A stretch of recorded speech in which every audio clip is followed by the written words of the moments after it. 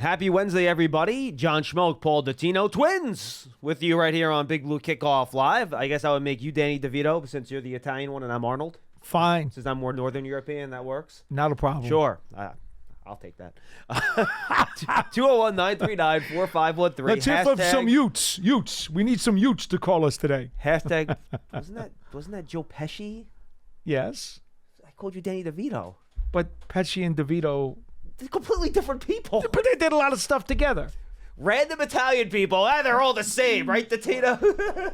And they're both short, too, I guess, right? So it's all good. You're funny.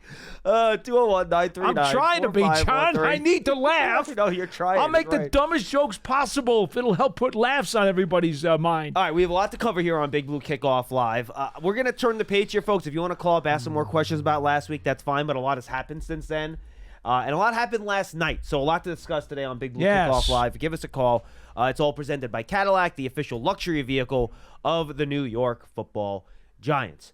Mr. Dottino, obviously, let's start with the Raider news first, I guess, since there isn't any breaking Giant news except for the injury report today. Why don't you give that before we get going on what happened with the Raiders last night? Well, first up, Daniel Jones is expected to practice in full today, according to head coach Brian Daboll. We just got done talking to him. He said, look, the guy's been throwing for several days anyway, so there's nothing he's not going to be able to do.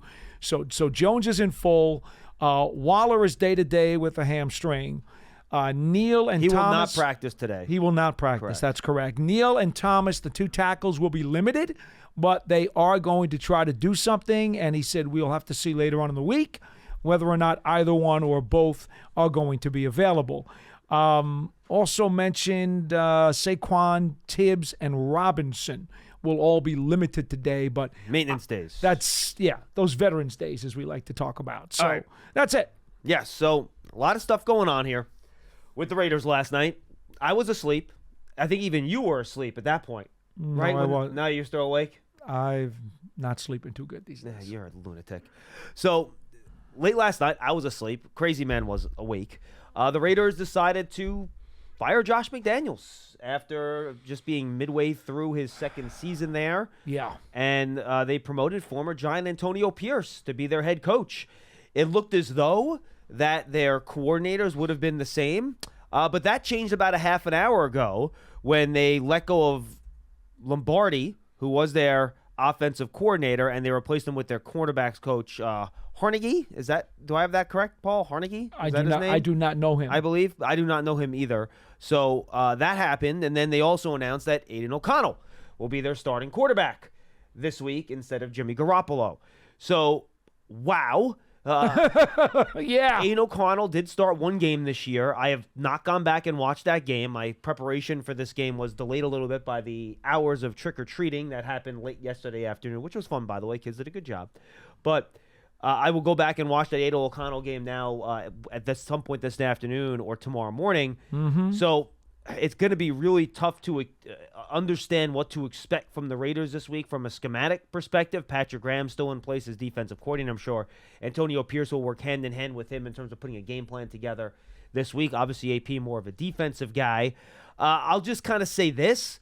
Usually after a team goes through a big sea change like this and you have this type of monumental change, which according to reports, a lot of the veteran players seem to be behind.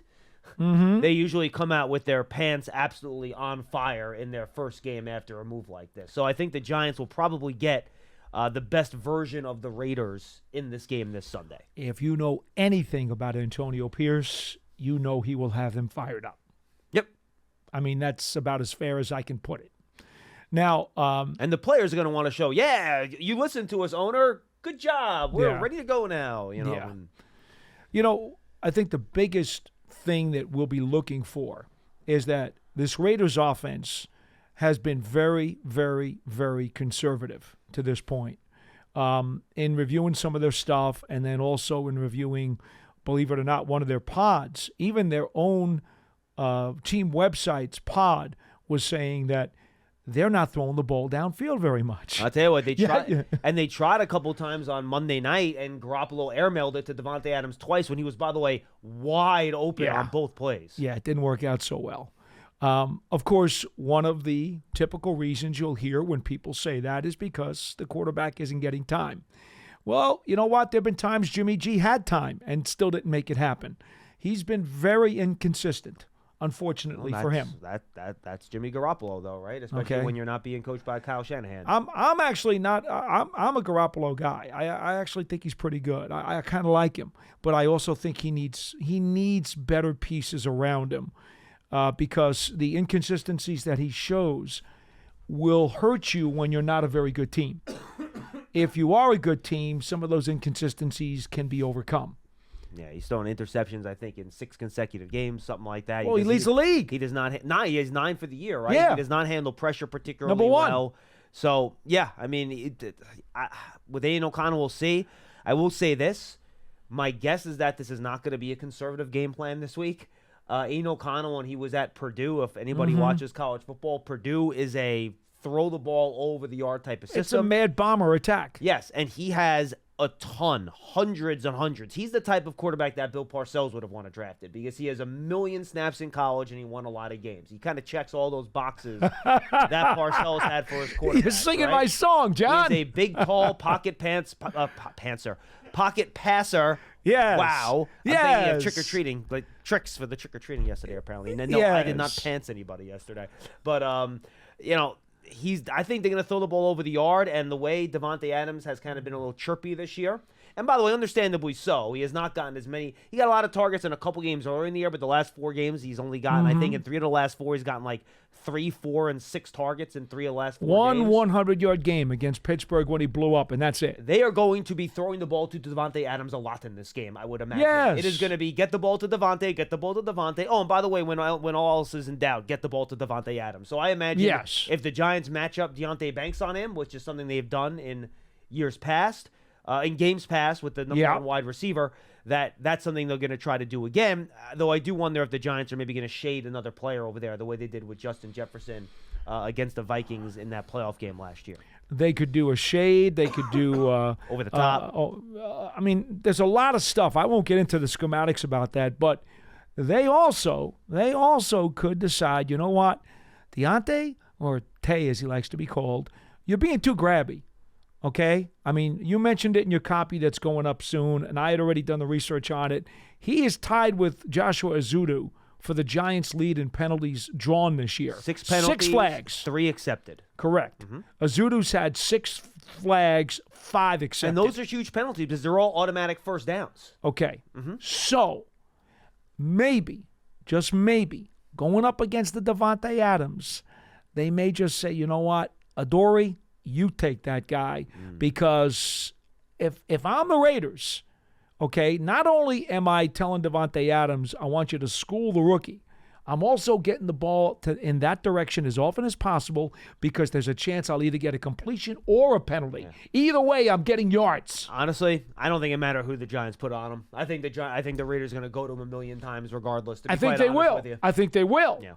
But maybe it's safer to put Adoree' on him because I think he's less likely to commit a very costly and big yardage penalty. Yeah. Maybe. Perhaps. We'll see. 201-939-4513, Paul. Anything else to add here before we get to the calls? No, just that Brian Daboll said they did not want to move Leonard Williams, has great respect for him, big fan of his. When the call came in from Seattle was the aggressor here. They called Joe Shane, the GM, asked about Leonard Williams. Joe then had the conversation with Leonard, and they discussed about, okay, well, this is an offer we've got. They had mutual respect for the conversation. Everybody seemed to be on the same page. This would be good for everybody. Joe talked to Brian Daboll. Daboll agreed that, okay, you know what? We've got confidence in Nacho. We've got confidence in A'Shawn Robinson. Obviously, they have Jordan Riley as well. DJ Davidson also at the defensive tackle spot. It was decided it was best for everybody. And Leonard, obviously, with the way they shifted his bonus money around and gave him some more cash up front, he clearly was also in favor of it too. And he's a chance to go play for a winning team. That's first place in the NFC West right now. And right now, the way things are looking for the Seahawks with San Francisco taking a bit of a rocky road lately. Which is why the NFL is ridiculous, by the way. Who saw that coming after that drubbing Yeah. Dallas 3 weeks ago? So Seattle has to believe now. They just in the last couple of weeks, I think they added 3 defensive guys in the front, right? Mafe, Clark. Well, Mafe was there. Mafe was Yes. there, but he's now playing like he's supposed to. He's kind of risen from the dead. Clark. Yeah, Frank Clark they brought in. And they added Williams. So they've added some stuff to their defensive front, which they needed some more pass rush.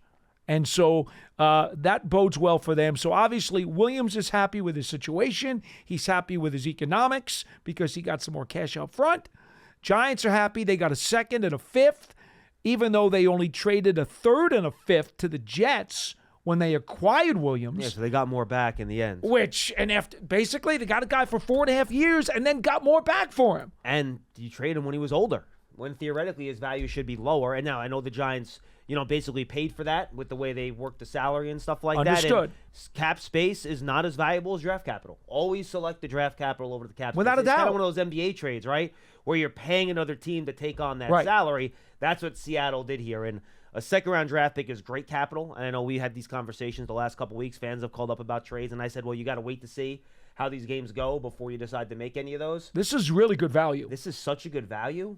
I might have made this trade regardless, to be quite honest with you. That's how good the value is in this trade. Somebody asked me this morning if the Giants had won this past Sunday, do you think they still would have made the trade? I don't know for sure the answer to that. Hypothetically, I can't say either, but my goodness, this is a very good price. If I'm sitting in the GM's chair, I would have had a hard time saying no to that. I agree with you. And I'm a big, you guys know. And even if you're I'm sitting a at, big Leonard Williams guy. sitting at four, maybe if you're sitting at 4-4-0, but sitting at 3-5, and they offer you a 2 and a 5, it's hard to say no. I'm probably still making the deal, to be honest with you, John. I'm probably still making the deal. And I will say this, too. Leonard Williams, who had been super, super, super durable, then last year, all of a sudden, he had a neck. Yep. Shoulder. It was shoulder. It was neck into the shoulder. It was like Stinger type of thing. And guy pushing 30 now, all of a sudden had a little bit of a hurt. You also got to wonder, is his durability going to match the earlier part of his career as he moves on? It's funny. I was looking at some stats today, and it just shows you how, sack numbers, and we try to stress that people's sack numbers are not the be-all, end-all with stuff like that. Did you know Kayvon Thibodeau and Leonard Williams have the identical number of pressures this year? Yeah. I know. What is 9 sacks, and Leonard has, what, 1.5? 1.5. Funny how it Seattle works. Anyway. radio called me yesterday, and I said, look, you paid a lot to get a really good player, and trust me, the 1.5 sacks doesn't tell the story about what a good player Leonard Williams is, because he makes guys on your defensive line better. And he's also good against the run, too. No question. He's a two-way player. Absolutely. I don't think he's been quite as dynamic as a pass rusher as he was 2 years ago when he had his big sack year. I don't think he's been that active, to be honest with you. But he's still a very good 3 technique and someone that you can slide out as a edge guy on running downs if you like. All right, now let's get to the calls. 201-939-4513. Go subscribe to the Giants Huddle podcast, folks. A lot of great content up on there. My interview and conversation, more of a conversation than an interview, with Sean O'Hara this week. We talk all about the fronts, offensive line, defensive line. Probably a little less offensive line talk than usual, to be honest with you. But we talked a lot about the game from last Sunday. We talked about the Leonard Williams trade, Daniel Jones getting back on the field moving forward. Go check that out. And is Popper's perspective up yet, Pearson? It is, yeah. So Bob Popper talks to Tiki Barber about the, I believe, 2005 December 31st. Yep, New Year's Eve game. I knew it was New Year's Eve. I was trying to remember what year it was. Against the Raiders. Remember it well. And he had a monster 200-yard rushing game. He which sure helped get did. The Giants into the playoffs. Playoffs, right? That helped get into the Yes, playoffs that year? yes. They won the Yes. NFC East in that game. I sure Correct. did. Yes, and that was the year, if I recall, right, that they lost Wellington Mara, correct? Or is it Bob Tisch that year? I'm trying to remember. It was both of them. Both of them in the same year. Both in the same time. And Tiki talked about how that was very important to very him and the team to get them into the playoffs that year. So, That game was out in the West Coast, and it was on that soft grass turf, which was just a mess. And Tiki would not let that disturb him. He ran like a wild man that So night. great conversation. Go check that out on the Giants Huddle podcast. We'll probably play back some of that on the radio pregame this week as well. All right, let's get to it. 201-939-4513. Thanks for hanging with us. Let's go to Jonathan in Westchester. He wants to talk about that Leonard Williams trade. Jonathan, what's up?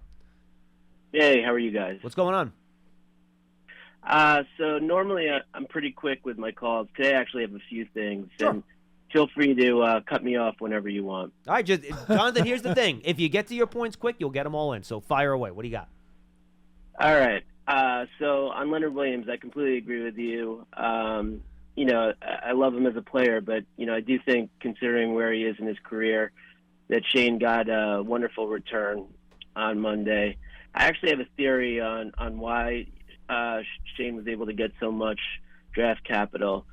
So I'm sure that, Seattle's brain trust watches a lot of tape, but their lasting memories of Williams are probably from the times that they saw him in person. So I went back and looked. On December 6th, 2020, the Giants beat Seattle. This was, during the heart of COVID. There was no one in the stadium. It's the Colt McCoy game. So the Giants won 17-12, and Leonard Williams had 2.5 sacks and 5 QB hits, including a sack on the second-to-last play of the game that essentially sealed the victory. Mm-hmm. Then on October 30th, 2022, we lost to Seattle 27-13, but again, Williams had another very nice game, 8 tackles and a sack. So would you agree with me that a player's performance against a particular team can influence, the team's value? Yeah, I think it can. I think it can. Sometimes. And unfortunately, he didn't have as noisy of a game this year when they saw him most recently. Right. But yeah, I mean, Mm-hmm. I think we've seen that before, and I think Pete Carroll's been around the NFL for a long time. He just knows his time in the NFL how good Leonard Williams has been. So absolutely. Right. So 2 other quick things. Thibodeau and Okereke, I think, are both playing really well. Okereke has 73 tackles already in 2023. Pretty amazing considering that more than half of the season is still in front of us. And Thibodeau, I mean, I don't think anyone can call him a bust anymore. He's got 8.5 sacks through 8 games. He's well on his way to becoming the first Wink Martindale player, I think, to record double-digit sacks in this season. Yep. So, and this whole idea of Thibodeau depending on Ojulari in order to be successful, that no longer, carries any weight because he's been doing this with Ojulari out. And then the last thing I was going to say, so my kids and I were at the game Sunday, and we sat in that rain, for the entirety. But one thing that the Giants have been doing, which I love, I think it's wonderful. Each home game they'll honor a veteran. So I don't know if you guys. Yeah, a lot of teams do that, to be honest, but it's a great thing to do. Mm-hmm. Yeah. So this week in particular, they had the guy must have been 100 years old. I think he was a World War II vet, and just seeing the expression on his face and the faces of his family members, I mean, that was just awesome. For my kids and I to see. So just wanted to give the Giants. Yeah, just wanted to give the Giants kudos on that. Right. So that's everything. Thank you, Jonathan. No, see, you got through them. You were quick. That's a good model call, folks. If you have a lot of points you got to make, get them right through just like that. Wonderful call. And the sad thing is that we're losing more and more of our World War II generation. Mm-hmm. There's just not that many of them alive anymore. Just think about it. 45 was the last year of the war. Let's say you're 18. That's probably the youngest you could have been in 45. Mm-hmm. Do the math. That's almost now 80 years ago. So they're all, 95 at the minimum. So... Yep. Enjoy them while they're still with us. Yeah. Because they were all heroes, obviously. And look, I think Leonard Williams just, Seattle's trying to make a run here. Look, Pete Carroll, I'm not going to say he's a limited clock because because that's not being mean, but he's not the, youngest coach in the league. I think he's 70. Isn't he up to 70 now? I believe he might actually be the oldest coach in the league. I think he's older than Belichick, isn't he? I think he is, right? I think he's the oldest I'm pretty coach sure. in the league. So needless to say, Pete Carroll, if he has a window, he's going to try to open that window as wide as possible. No doubt. And I think that's why they decided to go make that trade. But again, I think it was a smart trade by the Giants. And, we talk about the importance of second-round picks a lot. And there you go. I mean, now you're going to have, one, and they're going to be separated too, which I like. At least you think, depending on how the season goes. If the Giants say are around, between 10 and 15, we'll see what the record ends up being. Seattle between 20 and 25, so you'll get a nice, 10 or 15 pick spread there, which I like, having those picks kind of, you give it a little space. You can, kind of select from different groups of players. Well, I think if you're the Giants, even if you go on a nice second half roll here and you finish in the middle of the pack, let's just say you're 15, 16. Let's say 16. Let's just say that. Right in the middle. Nonetheless, you're still looking for another really good, young, terrific player, terrific prospect that you can add. And if you've got a 1-1 and 2-2s, you're thinking now that's probably 3 players. One's going to be a blue chip, and the other 2 are going to be red chips. You don't know if it's going to be a blue chip. You'd like to believe so. I mean, Paul, well, let's be careful how we use those terms. Last year, I had no blue chip prospects and 8 red chip prospects in the whole draft. Okay. You know what I'm saying? You could potentially get a couple of red chips in the second round. That's possible. I don't consider. Okay, it all depends how you define red chip, but that's fine. Right. So it makes a lot of sense because this team does believe going forward that they still have an upswing to come, and they're going to have to add some good young talent to do it. So it's a good trade. I love it. It's a good trade. Yeah, I think it's a very good trade. And one thing no one's brought up yet, which I'm surprised by. I mean, this is essential stuff. Giants lost maybe their best ping pong player from that locker room. Well, when David Sills left, I think he was the best. Oh, yeah, but he's not on the team. I'm saying the current best player probably is Leonard Williams. Pearson, you agree with that? You've been in the locker room enough watching these guys play. He's really good. He is good. I would say Gano is really good, too. Yes, yeah, and so is Kreider. Hyatt, too, has some skills. Yeah, Hyatt's working his way up. He's where he's and not there Barkley yet. Is very serious. Yes, but Shepard and Leonard and Ryder Anderson's also very good, by the way. They kind of have that little tournament going. It's all about chess now, though. It is. Also, Bobby McCain also is also very good at the ping pong. But yeah, now we're having the Saquon, Kayvon Thibodeau chess matches oftentimes in the middle of the locker room. The only thing we haven't done is discuss how this will impact Dexter Lawrence. He and Leonard Williams were like brothers. Yeah. No, yeah, they were super tight. Super tight. And quite honestly, one of Leonard Williams' best traits as a player is his ability to run the stunts. And he would command double team attention and work in unison with Dexter Lawrence, and sometimes he would even loop with him. Look, I haven't seen enough of Nacho to know how well he will run that kind of play. Yeah. We know Ashawn Robinson is not that style. Hey, look, this is going to hurt them in pass rush. Passing situations. It is. Robinson and Nacho, I think, will be fine against the run. But again, on interior pass rush on third and second and long, it's going to be different. No, it's going to be. It's not going to be the same. And it's Dexter not. Lawrence is going to feel some of that. Yeah, possibly. He will. There's no other possible. He will. Lord knows why the Jets continued to single team Dexter Lawrence last week. I got folks. Let me tell you, walking out of that game, I thought Dexter Lawrence had played well, even though the sack production wasn't there. When I'm back and I rewatched that game on Monday morning, he was ferocious. Holy Toledo! He was in that backfield every single pass down. Look, they were down to their third center. Zach Wilson. To be fair, well, he did it to the first center. Yes, he did. It to the second center, and then he said, "All right, you want some more? Next." Yes. It was like an assembly line of people that Dexter Lawrence could whip up there up front. Following the game against Washington, where he was also good, he is on a heck of a roll right now. He is. And it'll be interesting to see how the Raiders decide to try to deal with him, because he right now is just wrecking games up front for the New York Giants. He was the best player on that football field last week. I know Thibodeau had the 3 sacks. Dexter Lawrence was the best player on the field. On the Giants defense. I'd be very happy to say both of them were phenomenal. He was a monster. I'm not taking anything away from Thibodeau. I just think Dexter Lawrence was like, he was every play. He was impacting Zach Wilson. All right, let's go to Hugo in New Jersey. He's up next. Hi, Hugo. Hey, good afternoon, guys. What's up? And, just to show how long I've been following you guys, I remember the show Let's Get Fierce with Antonio Pierce. Yes, you guys. That is you guys. Hugo. That was one of when I first started working here. That probably was the first opportunity the Giants gave me to do video content. We did a one-on-one each week with Antonio Pierce and Sean O'Hara. They rotated Center Exchange. Thank you. Very good branding, Hugo. And they rotated it every week. And AP and I are close. And I'm very excited to see him get his chance to coach here. Yeah. I wish it wasn't in an interim situation.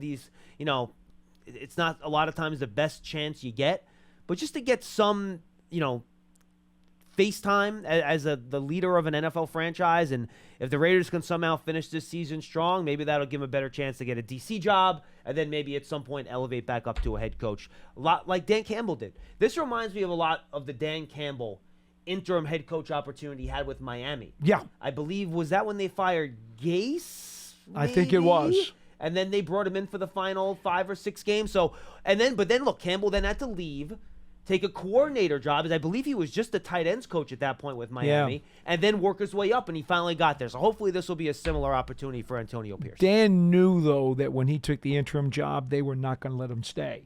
I don't know if Pierce is being told the same thing. Yeah, I don't know the answer to that either. Yeah. Go ahead, Hugo. I'm sorry for hijacking your call. I mean, the thing about Antonio Pierce is he got every ounce out of his athletic ability through intelligence, instincts, and toughness. So, good luck to him, I guess.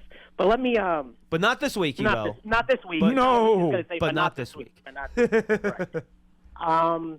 I guess what I really want to talk about is I'm a bit hopeful for the last 9 games, and really the target I have in mind is that the Giants have to go 7-2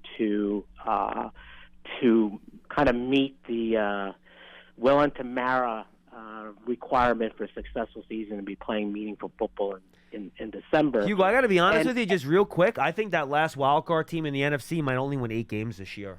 I mean, if you look at the standings, it's ugly, dude. Like, if you get past those first 6 teams, it ain't pretty. Yeah. Yeah, and you have teams like Washington selling off some of the best. I mean, it could get kind of weird here. Yeah, for sure. Mm-hmm. I'm hopeful, and I'm hopeful based on 2 things. One, I think the Giants have finally stabilized some of the things that have plagued them in the beginning of the season.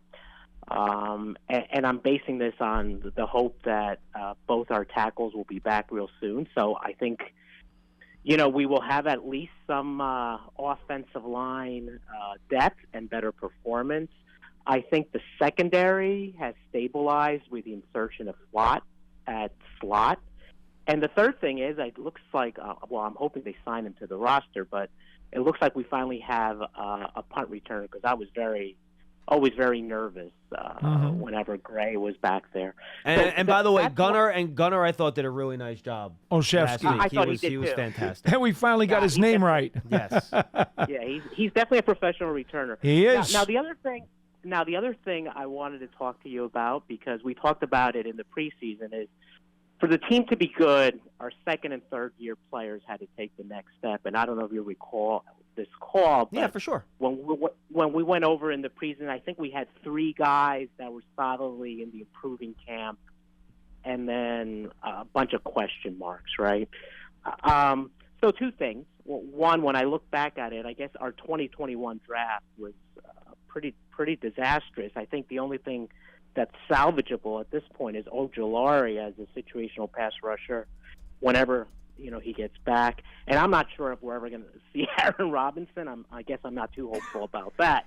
But let's go to Shane's guys, right? The guys Shane brought in. That list of 3 for me is now 8. And I'll run them through you, and you can tell me what you think. Yeah. Kayvon, Pinnock, McFadden. Well, Pinnock wasn't a draft pick.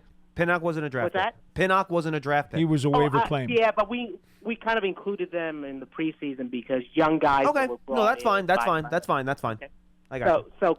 So Kayvon, Pinnock, McFadden, Wandale, Cordell Flott, Nick McLeod, great on special teams, by the way. Yep. DJ Davidson and Jamie Gillen. So that list of 3 is now up to, I think that's 8. So that's what gives me hope. These guys are trending in the right direction.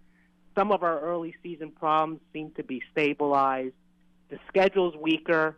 Now, to get to 7-2 means one thing. We won't get swept this year by Dallas or Philly. One or the other. And I'll tell you, Dallas, just FYI, I know fans, don't think about this sometimes. Dallas has won 11 straight at home. They're a very tough team to beat in that building now. And right now, they seem to be rolling on all cylinders again. We'll see what they do. Remember, Dallas-Philly this Sunday, folks. You wanted a really good football game to watch? I think that's a 4 o'clock game, though. I think it's on the same time as Giants and Raiders, if I'm not mistaken. So at some point try to go back and rewatch that game. Obviously, Wow. obviously the Giants will be playing both of those teams the rest of the way, so it's important for fans And to be Hugo, familiar your with bold what's going on. prediction was sweep Philly. No, no. You got to listen to it carefully. I said my bold prediction was we will at least split with Philly and possibly sweep them. I think that's what I said. Well, you might have said it, but in order for it to be bold, and I think this is where Pearson is going. I mean, if you want to be bold, you got to be bold. You have to go with sweep that. Yes. Otherwise, it's not bold. You can't half-ass it. Yeah, you can't equivocate and be bold. I never half-ass anything, by the way. No, I'm just kidding. Okay. Well, look, we owe Dallas for Hello. putting our season in a tailspin. So let's go. Absolutely. Thank you, Hugo. Appreciate the call, man. 201-939-4513. Donnie in Queens. I expected to see Gunnar Olszewski here as a topic number one for you, Donnie. No? Well, look, it took us 8 games to get a punt returner, so I guess that's happy. I didn't call about this, but respectfully to the last caller, I mean, on what planet are some of the players he mentioned hits for Joe Shane? I mean, a lot of these guys the jury is still out on. I mean, we're assuming Wando Robinson is good. I think he has 1 touchdown in his career, so just totally jumping the gun on that. Even guys like Thibodeau, jury is still out on. So, certainly looking good there, but nothing set in stone. Well, Donnie, I think what the caller said is he has hope for those guys at this point. The arrow is pointing up. Correct. And I think that's fair. But everyone's going to be evaluated now in the second half of this season. This evaluation is going to be huge. And I'm going to tell you something right now, okay? For me, the Giants have to be at least 5-4. They've got to be over 500 in the final 9 games of the regular season for me to be able to digest it and say, you know what? Okay. And I'll put them at 7-10. All right? If they are under 500 in the next 9 games, that to me is troublesome. I look at that schedule, and I will say the one asterisk is, are they going to get the bulk of their lineup back? I mean, they kind of have him back now, right? We believe Jones is back this week. Is he going to be able to stay in the lineup? And the offensive tackles are on their way. The offensive tackles, I don't know about this week. We'll have to see. No, on their way. But if they make it back, if Barkley stays, so if the Giants have the bulk of their lineup intact for the rest of the year, to me, go 5-4, and I can digest it. Go under 500 the rest of the year with the bulk of your lineup, and that's not a good sign for me. I think that's fair, but I would say having hope for Robinson is just because there's no proof yet that he can't do it, but he has really made zero impact for the Giants, and I don't want to get into Robinson. I don't know about zero, but a lot of these guys. I mean, what does he have? Maybe 120-yard play in his career and 1 touchdown. Well, it's kind of hard. Let me finish. A lot of guys can catch 8-yard passes underneath, but that's not even the purpose of my call. Looking on the bright side of things. Mm-hmm. And nobody roots for injuries, but I actually think the Waller injury may be a blessing in disguise for the Giants. The strength of the offense is the legs of Barkley and Jones. They don't have the type of offense to line up in shotgun and throw. It's just they don't have the personnel for it, and that includes the quarterback. But Waller, I don't like that. Guys like him, it's always, they're matchup nightmares. Well, he's also a matchup nightmare for your own offense because he brings you virtually zero as a blocker. And I would take a guy like Bellinger, who is a better receiver than Waller is a blocker. And I think the Giants will kind of get back to basics moving forward as the offensive line gets a little healthier, and we'll see them kind of resemble more of that run-heavy, the read option type plays that they were successful with last year. I'm curious to see Donnie, and I know he's 100% and healthy, but I do wonder if just because of adjacency to the injury, how much they lean into the design quarterback run stuff. That's true. That is something to consider. I just can't know that. I don't have that. No, neither do I. I have no idea. That's really just my hope. I'm gonna have to chime in here, and I hate to do it because I like Daniel Bellinger. He has not had a good year. In the snaps that he's had, he's given up 4 sacks already this season for a guy whose forte is blocking. Okay? I think he's more of a run blocker than a pass blocker. All right, but he has not had a good year. He had a ball hit him right in the hands the other day. That was his first drop of the season. I'll be frank with you. I expected a lot more out of him. and the production that he has given them during his snaps so far this season, although he's behind Waller, has not been up to expectations. And I hate saying that because I like the guy, and I think he's got Paul, talent. I can't argue with you there. That's true. I would hope with an expanded role, and even if his blocking is poor, it's better than anything Darren will give us. I'm not, and I think you probably would agree with this. I'm just not a fan of these like receivers masquerading as tight ends players. You know how I feel. You know how I feel about that. Yeah, they give it and they take it. I feel like they put up the counting numbers, but the impact is not like the offense is always like there seems to be something missing. Last comment, I'll hang up. Love the trade for Williams, and another factor in it is this team needs a quarterback moving forward, and if they have to move forward, move up for one, they just added some extra ammunition to do so. So just a good trade by him. We'll see how things go the rest of the season, but that's just kind of my thoughts, and I'll hang up and listen. Thanks, for Donnie. taking my call. Right, appreciate it, Steph. Look, you know me. I'm always in favor of adding draft capital. I think that's how. Why not? That's how you build teams. It's the most important thing that happens. That's not an NFL game every year for NFL teams. Mm-hmm. It's more important than free agency. It's the basis of everything you do building. If you look at the teams that have gotten where they are and why they're good, go take a look at the Eagles drafts. Go take a look at the Cowboys drafts. Mm-hmm. Go take a look at the Chiefs drafts. Go take a look at Buffalo's drafts, and you'll see why they've gotten where they've gotten. The high picks on San Francisco. Yep. Cincinnati, too, right? T. Higgins, Joe Burrow, go down the list. No, So- you can't go wrong when you add a second-round draft choice. There's nothing that's bad about that. All right. We have a couple open lines, by the way, folks. If you want to get in, 201-939-4513, 201-939-4513. The record, the final 9 games for me, Paul, isn't as critical. Like, I'm not going to lose my mind if they win 6 games instead of 7, right? I'm not going to, lose. That to me, while obviously you want to win as many as you can, for me, that's not, something that I'm super concerned about. I need to see this offense figure things out in the final 9 games. That's the most important thing for me, where they're averaging 11 points per game. That is unfathomable, even with all the injuries. If you take out the Cardinals game, I wonder how high it would be. Pearson, why are you trying to drag us through torture here? What are you doing? Yes, it would be a lot worse. It might be in single digits. In fact, Mr. Producer, why don't you do the math and put that in the document for me before I put Dom back over you on the depth chart? Wow. He's not going to sabotage. No, the see, last 20 minutes of the show. for them to do what you're saying, that's going to result in at least a winning record. It's going to. Well, you would think. Look, I don't think this will happen. What happens if the offense is really good? They have a million injuries and the defense falls apart and they lose a bunch of games. But my first caveat was the bulk of their lineup is playing. Right. Maybe the defense stays healthy and they fall apart. I don't think that's going to happen. The bottom line, though, for me, I need this offense to put things together.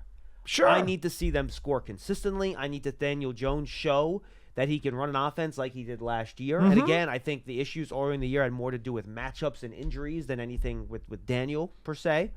So I need to see that. And then that will determine how you move forward here as a franchise. If the lineup is whole, the 2 Philly games and the Dallas game are the only games, as far as I'm concerned on the schedule, that I'm willing to say they should be significant, realistic underdogs. Significant underdogs? Absolutely. 100% true. Right.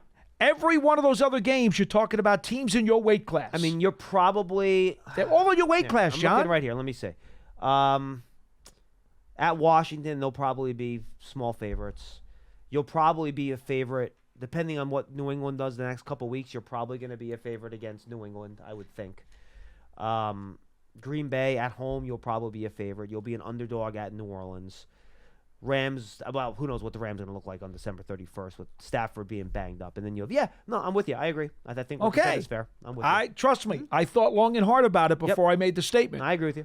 And that's how I feel. You show me that with a relatively full starting lineup on both sides of the ball, that you can beat the teams in your weight class that you should be competitive against. That, to me, is the litmus test.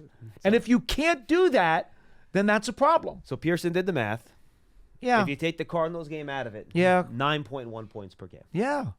as Pearson just takes the big cold bucket of water and says, Schmeelk and Dottino already have hypothermia. I'm going to try to make you feel better and pour this bucket of cold water on you. Thank you, Pearson. but again, you're talking about a number that has been significantly dilated by a substandard and subcomplete lineup. Well, that's my point. Right. I need to see that get better. Yep. Once you get those 2 tackles back, I want to see them average over 20 points per game. Yes. Take out what they've done so far. I'm going to take the right tackle out of it. Once Andrew Thomas is back, all right? Mm-hmm. I want to see this team average 20 points per game. I don't think that's asking too much. Not at all. Not at all. And to be honest, again, I'm asking the defense to play like they have been playing now. Right. I want them to stay as they are playing now so that the Giants can go on at least a 5-4 stretch the rest of the year, averaging over 20 on offense and giving up less 20 than the 20 on defense. That's asking a lot. I'd love to see that. Yeah. I really would. That would make me feel really good about going into the offseason. It really would. Because as we've said from the very beginning, John, and we haven't stressed it enough because we were getting caught and jumping the gun a little bit too. Last year, they were a year ahead of schedule. They really were. Well, look, I tried. Me and Lance tried to warn Right? people this offseason about the close games and having a little bit of a slide back. Okay. It's not such a devastating slide back if they do what we're asking them to do in the final 9 games, because most of the disastrous stuff happened when they were crippled. And again, to Hugo's point, that's why I'm not so much concerned, and even to Donnie's point, I'm not so much concerned with the record as am I seeing the young guys continue to get better. That's what I want to see. But that will lead to a record. Sure it will. That will lead. They go hand in hand. Well, I mean, those guys could get better. You could still lose a bunch of close games You in could. excruciating You fashion could. and have a bad record, but you're like, wait a second. All right, Wanda Robinson is really good. Okay, Kayvon Thibodeau is really I know. good. All right, Cordell Flock continues to play. But Deontay Banks is getting better. Trey Hawkins is showing some promise. Like, that to me is more important than the actual wins or losses for me. And I understand that. To enhance my confidence, though, to the maximum level, I not only want to see those guys continue to improve and get better, I want to see them finish the jobs on a week-to-week basis and learn how to win. Show me that you guys can close out these games. And that's not to say wins or losses don't matter the rest of the year. That's not the point that I'm saying. But my point is that in the long-term trajectory of the franchise, you want to see those young players splitting hairs continue here. to get better. We're splitting hairs. I just want to make sure that I'm clear before people call up and they say, Schmeelk said wins and losses don't matter the rest of the year. That's not what I'm saying. Bobby in Maryland. He's up next on Big Blue Kickoff Live. Bobby! Hey, guys, how you guys doing today? Hello? Hi, you guys hear me? Yeah, we can now. Go ahead. Okay, how you guys doing today? Oh, we got a bad battery in that cell phone. I don't think you know how cell phones work. Pearson, do me a favor, put him on hold and ask him if he's on speaker or something like that, because right now we're not getting a good connection. Let's see if we can square that away. In the meantime, I'm going to take Scott in New Mexico. Scott, you're up next. What's up? Hi, guys. In the spirit of Halloween, I think the Giants have one foot in the grave right now this year. So what I'm concerned about, in the first game in Dallas, they were thrashed 40-0. They had pretty much their team there, you know, and I'm in lockstep with both of you in regards to what improvements can be made and players actually starting to play better than they did. But there's still the main concern. The Giants are last in scoring. They're averaging about 4 yards per play. And the thing that all of this amounts to, no matter how many good players you have, is the offensive line. And my concern is, are the players that they have the players they need? Glowinski, Bredesen are good, not great. Evan Neal, he's injured, but we still don't know if he's going to be the right tackle. What I'm worried about is Andrew Thomas and whether this hamstring injury is going to be chronic and could affect next year. So it may influence how the Giants draft. Scott, hamstrings that go from one year to the next for an offensive lineman. I don't know if I've ever seen that in the history of watching. Okay. I mean, I wouldn't worry about that. That's a reach. Okay. But what I'm interested in results. I mean, it's wins and losses, not how good somebody plays or doesn't play. Because everyone's mandated at the beginning of the year to have one thing accomplished. That's make the playoffs and hopefully win a Super Bowl. And whether it happens or not is really up to a lot of different factors. But the real key to me is the offensive line. And do they have the players? And also, what can they do differently, perhaps, that will make them make it more advantageous to have a quarterback back there that's not going to get killed? And that's the thing I concern myself when I watch the Giants. Now, they're going to be playing a team that's in total disarray this week. I don't know if you mentioned it. I didn't hear the whole thing, but did you mention also the general manager was fired as well? I did not mention that because it doesn't impact the game this week. But yeah, Right. No. Ziegler was also let go. Right. And so, as I said, they're a team in disarray right now. And so it's ideal or idyllic for the Giants to be playing them now. Nah, see, Scott, you're wrong about that. I think Really? this is a tougher game Yep. than it would have been if the Raiders didn't make all the moves this week. Okay. I felt to your previous statement about the Giants, I was going to say about the Raiders. They were a team that Okay. looked like they had no hope. They were playing poorly. They didn't like playing for the coach, and you felt really good about that going into that game. Okay. Now they're like, hey, we got this guy let go. We like Antonio Pierce. We're going to show him. Like, we're going to go out there and we're going to play some great football here. So I think this is Okay. actually a fairly dangerous spot if you don't come out there and play good football. If you know anything Okay. about Antonio Pierce, he's probably going to light a bonfire in that locker room before the game. Okay? That's the kind of Okay. guy he is. He will get them ready. You know what he's going to say? He's going to say, guys, look, they just fired the head coach and the general manager.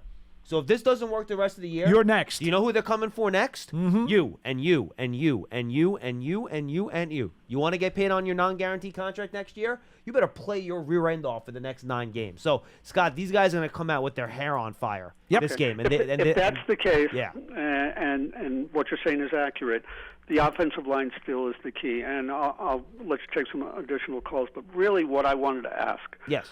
with the personnel that they have, is there anything where they can switch personnel or do something differently that will give somebody a little added protection so that they can make the throws down the field, no matter who the quarterback is? I mean, they've been 'Cause doing unless that. unless they can do that and get the point totals, as you said, up to potentially 17 to 20 points, I see no future for them this year, and that's the point I wanted to make. So I'll let you take it from there. Thanks Thanks, again. Scott. Appreciate it. Look, I think you've seen improved play from the offensive line the last 2 weeks. When I went back and watched that Jets tape, is that the front for the Jets was an issue. Giant receivers weren't getting open. You look downfield on the all-22, except for guys like, stopping in 5-yard routes in the middle of zones, nobody was open. Guys, like, this is not one of those games where I went back and I said, well, they would have blocked up this play better. Hyatt's running free in the back end. He's behind the safeties. They had opportunities. I didn't see any of those in this game. Their best shot was the slant to Barkley, correct. which was deflected at the line of Yep. scrimmage. That ball gets through to Barkley. He's gone for a touchdown. But look, Whatever. so when you take a look, I think the offensive line has played better. I think we'll see what happens when and if Evan Neal gets back. I shouldn't say if, when Evan Neal's get back. I don't think there's any risk of him not coming back this year. But look, Max Crosby, and we'll do more of a specific Raider breakdown tomorrow with JC from a player perspective. But Max Crosby is a legit top 5 defensive end in the league. Yes. He has played 97.5% of the Raiders. He's an defensive animal. snaps. He is out there on every play. He's tied for the league lead in pressures with Aiden Hutchinson. Now, the reason he has all those pressures is because he doesn't come off the field. He's like 8th, I think he was in pass rush win rate, which is also, by the way, still really good. He's unbelievable, and he's going to be going against the Giants' right tackle. Will that be Evan Neal? Will that be Tyree Phillips? Could that be Justin Pugh if Andrew Thomas is back on the left side? I don't know how they're going to work that, Paul. We'll see. Maybe we'll have a better idea by the end of the week. But other than Crosby, and again, I haven't done my full diagnostic yet because of Halloween yesterday and everything else I had going on, he is their main pass rusher. They don't have anyone else to me that really that scares you. So I think the offensive line continue to get better, and they play a ton of zone. That's what Patrick Graham does. He has played a little bit more man this year from, again, my very quick look. But look, you can move the football on them. They're ranked like somewhere between like 18th and 20th in most of the defensive metrics that you look at. So they're fine on defense, but you can run the ball on them though. They're like second worst in the league in terms of rushing defense. So I think this is going to be more of a Saquon Barkley game myself, but I think you should have some opportunities to throw the ball on this defense as well. I agree. I would be very disappointed if the Giants don't not only win this game, but I'd be very disappointed if they don't score at least 20 points. Now that Daniel Jones is back. I would like to see that as well. Yeah. You know, I don't think Look, it's that. I don't don't think get it's me- too big of an ask. no, don't get me wrong. If they win 13-10, that's fine. But I'd really like to see them put up 20-plus points in this game because I think that's enough to win, especially given the way the Giants' defense has been playing. Even if the Raiders try to feature Devontae Adams and throw him the ball 15 times, the Giants still should be able to hold them under 20. Look, the bottom line to me is, if you want to win a football game in the NFL, you better score 20 points. Otherwise, you're going to have trouble. I mean, and that's on the low end. And when the Giants go play Dallas in 2 weeks, I'm going to say, well, you better score 27 points. Because in that stadium against that team, you better put up more than just 20. That's not going to be enough. Probably 30. Exactly. Correct. So I think that's how you look at it going forward. All right, let's Oh, go man. to Doug in Glen Falls. Doug, you'll be up next on Big Blue Kickoff Live. Hey, Doug. Hi, John. What's up, Doug? How are you? Danny Dimes is definitely back, and they're not sure about Andrew Thomas. Andrew Thomas Thank and Evan goodness that Neal poor will be guy's limited. Contract is guaranteed because he could get hurt again unless they do some more RPOs or roll them out. What do you think? You think? Say that again, Doug. I missed He that. said Jones is going to get hurt again, is what he said. I mean, no. I mean, he got hit a lot the first 4 games of the year. Didn't get hurt till the game 5. So if they thought it was guaranteed he'd get hurt again, he wouldn't be out there. Right. You can take one more. You don't put the guy in jeopardy.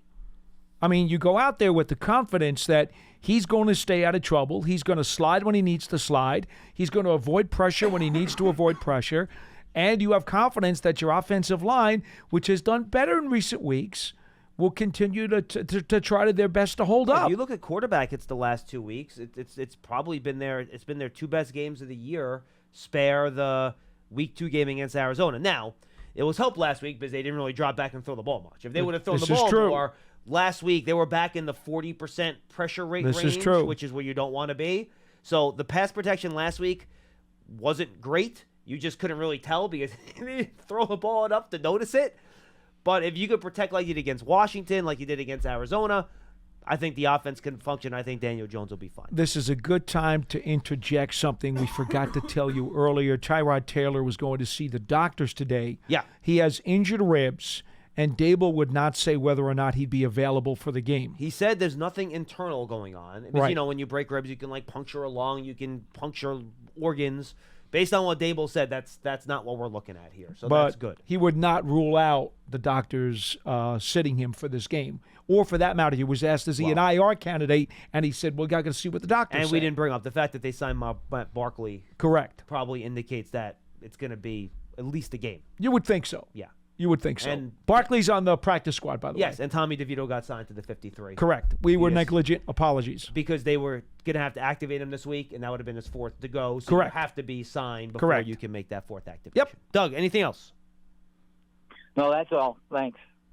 Okay. Awesome. All right, let's go to Bobby in Maryland. He rejoins us. Hey, Bobby, why don't you close us out with a good one here? Yeah, that's right, yeah. What's the weird coincidence that the Giants and Raiders have something happen every time they play? The last 3 times. The first time, Eli got benched for Geno Smith. Yep. Of course, McAdoo and Reese got fired the next day. Yeah. Last time, a couple years ago, was the after Henry Ruggs incident. Was the what? I'm sorry? Oh, Henry the Ruggs. Henry Ruggs incident. I got you. Mhm. Now, of course, Dallin getting fired yesterday, basically, and the GM getting fired now. So Pierce has got coaching. Oh, good luck to him every week after this week. What's the coincidence that happens when we play the Raiders the last 3 times?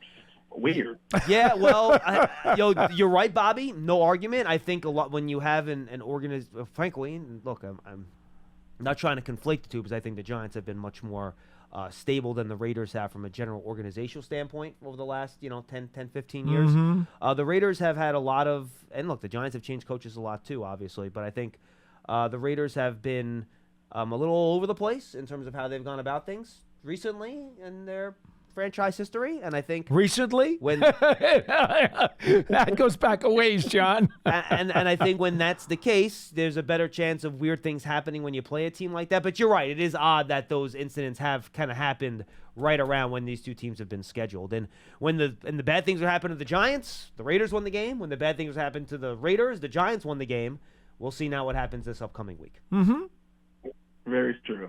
It's just dawned on me earlier. Like that is just a weird coincidence. All last 3 games, on one Sunday, this happens. It's just weird. No, it's odd. This is one of those things. And the trade Williams feels great. I'm glad he got the trade. He's a good player. I wish him the best in Seattle. And y'all have a good day. Yeah. Thank you, guys. You too, Bobby. Appreciate the call, man. And I just want to look at the standings here real quick, Bob. Was I mentioned to, I think it was Hugo that called earlier about the NFC.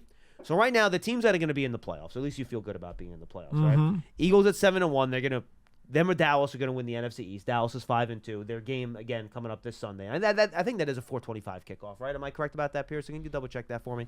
I don't think that's the Sunday night game. One of those teams will win the division. The other team's going to make the playoffs. Detroit right now with the injury to Kirk Cousins in Minnesota, even with the addition of Josh Dobbs, I think we'd all be 4:25. Pearson, thank you. Even with the addition of Josh Dobbs, I think will do a fine workman-like job when he eventually gets there and is ready to play. The Vikings are not going to catch the Lions in that division, and the Packers are 2-5. So I think we're looking at the Lions as the more than likely runaway NFC North division champion right now. Correct? Agree? Okay. Do you agree with that? Yeah. All right. NFC West, both Seattle and San Fran are going to be in the playoffs, 5-2, 5-3. One will win the division, one will be a wild card team. NFC South, right now the Saints and Falcons are 4-4. The Bucks are 3-4. My guess is that those three teams are going to bounce back and forth in and around 500 for most of the year. They're going to play each other a lot. Yep. And then that last wild card spot, Paul, after I know whoever doesn't win the West, whoever doesn't win the East, Washington's 3-5. I mean, can the Packers at 2-5 do something? The Vikings are 4-4, but we know about the Cousins The third thing. wild card team right now is 4-4, is what you're trying to say. Could it come out of the NFC South? Could it be Saints, Bucks, Falcons, whichever the second best team is from there?